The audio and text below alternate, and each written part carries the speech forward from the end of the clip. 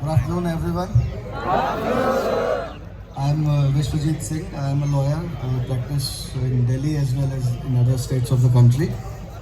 And I have got some experience in working human rights cases. And since today's sit-in protest has been organized with regards to violation of human rights of Kukis or tribal people in Manipur, therefore, I find myself privileged to come here and have few words with all of you who have gathered here.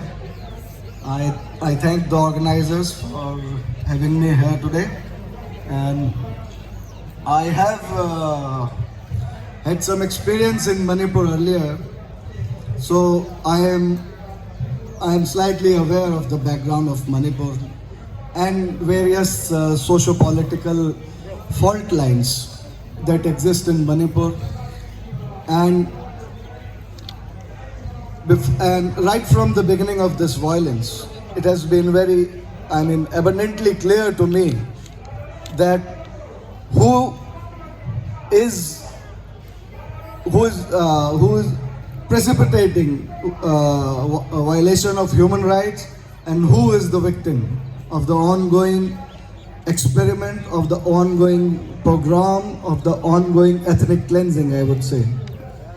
And it is very, very clear, abundantly clear, that the majority community, which is the 𝖲𝗫 community, is inflicting those violations of human rights on the people, on the Kukis or people of Manipur, who are the victims of this ethnic cleansing, of this attempt at genocide.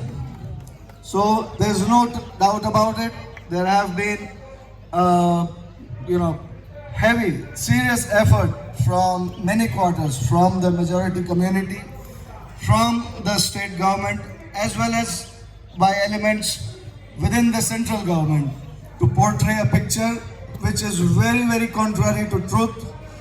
They have tried to portray and level baseless allegations and baseless motives to Kukizo people, like the beginning of violence was affected by Kukizo people, which has turned out to be false. That the refugee crisis have been created by the Kukizo people, and 𝖲𝗫s are the victim of the refugee crisis, of the displacement crisis. It turns out to be false. Of course, yes, there are victims on both sides. But who triggered that violence? Who triggered that crisis? Who triggered this unprecedented scale of displacement in Manipur? It's the radical groups from the 𝖲𝗫 community, from the majority community. The radical groups which affected mass lynchings, mass violation of the women and girls, and killings and targeted killings of tribals whose residences, whose place of residences, place of work, place of worship, etc. were identified in advance, and they were selectively picked up and they were eliminated by, and there is a number, there is a head count, everything is there. People who were killed and people who did those atrocities, they are not anonymous people. They have names and addresses, and yet very little has been done by the state to take those people to book, to take those people to account, to hold those people accountable.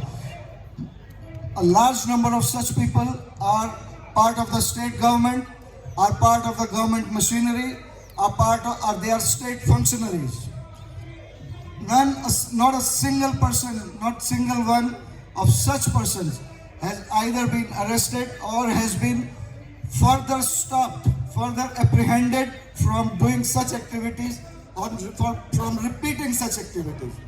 In fact, they are being encouraged by the state government, by the elements within the state government, to carry out further such violations of human rights of Kukis or tribal. For example, what has been happening in 𝖲𝗫 for the last 4 or 5 days is just a continuation of what happened in Imphal earlier. During the first week of May, what is being repeated now in 𝗤𝗫, and today we are sitting at 6 months of starting of this violence. The same what happened in what was perpetrated in Imphal is being perpetrated in 𝗤𝗫 against the 𝖲𝗫𝗫 people, and they are the same radicals, same radical groups which are perpetrating this violence and which are being aided by the state government, because the radical groups who disguise themselves as Manipur police were stopped from entering 𝗤𝗫 earlier, and that a protest was organized and roads were blocked so that the state police the radicals who are masquerading as state police are not allowed to enter 𝗤𝗫. So the state government circumvented the blockade and airdropped all of them disguised as Manipur police, and they have been perpetrating loot, violence and displacement against the 𝗲𝗫𝗫 people in 𝗤𝗫. As of now, as we are sitting here, their 𝗲𝗫𝗫 people have been turned refugees in their own homes, own district, own villages. They have been forced to take shelter in army camps, and this has been done either by the state police or by the radicals. This is stark violation of human rights, and this has not been challenged properly. State government has not taken, neither the state government nor the central government has taken effective steps. Otherwise, this has been seen earlier how any kind of violence can be stopped anywhere in the country within 24 to 48 hours. The central forces and in fact every security force knows how to do that. If they had they been sincere, had the government been sincere, they would have taken those steps, which steps have not been taken, and the government needs to be called out. And maximum burden and maximum responsibility, maximum accountability lies with the government, not with the people. And what they are trying to portray is that it's the people who have been suffering are the people who are responsible, which are plain lies. The people who are affecting this, who are effecting this violence are different people, and they are being supported by state government, and every day false narrative is coming up in the media, which is well rehearsed, prepared in advance, and it started appearing from day one.